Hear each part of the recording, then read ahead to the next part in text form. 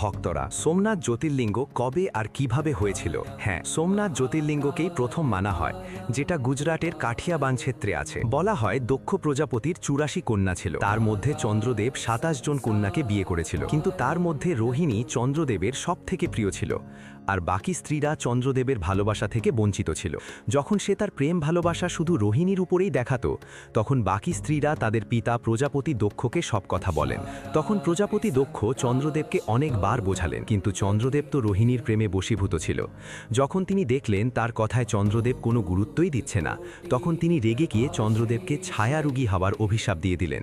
দক্ষ প্রজাপতির অভিশাপে চন্দ্রদেব সঙ্গে সঙ্গে ছায়াগ্রস্ত হতে থাকে, যার কারণে পুরো পৃথিবীতে ঠান্ডা আর শীতলতার প্রভাব নষ্ট হতে থাকে। তখন চন্দ্রদেব কষ্টে প্রার্থনা করতে থাকে, আর তার প্রার্থনা শুনে ইন্দ্রাদি দেব ঋষিগণ সবাই তার এই কষ্ট থেকে মুক্তির জন্য প্রভু ব্রহ্মদেবের কাছে আসে। তখন ব্রহ্মদেব তাদেরকে বলেন, চন্দ্রদেবকে এই অভিশাপ থেকে মুক্তি পেতে হলে অন্য দেবতাদের সাথে প্রভাস ক্ষেত্রই গিয়ে মহামৃত্যুঞ্জয় শিবের আরাধনা করলে অবশ্যই সাপ মুক্ত হয়ে যাবে। তখন চন্দ্রদেব প্রভাস ক্ষেত্রই গিয়ে ১০ কোটি বার মহামৃত্যুঞ্জয় জপ করে। তারই কঠোর তপস্যাতে মহাদেব খুশি হয়, আর তাকে দর্শন দিয়ে বলে, দক্ষের অভিশাপ থেকে পুরো মুক্ত তো করতে পারবো না, কিন্তু হ্যাঁ, এর প্রভাব কমাতে পারি। এই বলে তিনি চন্দ্রদেবকে বলেন, আজ থেকে ১৫ দিন তোমার এক একটা কলা ক্ষয় হতে থাকবে, আর যেদিন সমস্ত কলা ক্ষয় হয়ে যাবে সেই দিনটাকেই বলা হবে অমাবস্যা, আর ঠিক ১৫ দিন পরে তোমার ওই কলায় পুরো পূর্ণতা ফিরে পাবে, আর সেই দিনটাকে বলা হবে পূর্ণিমা।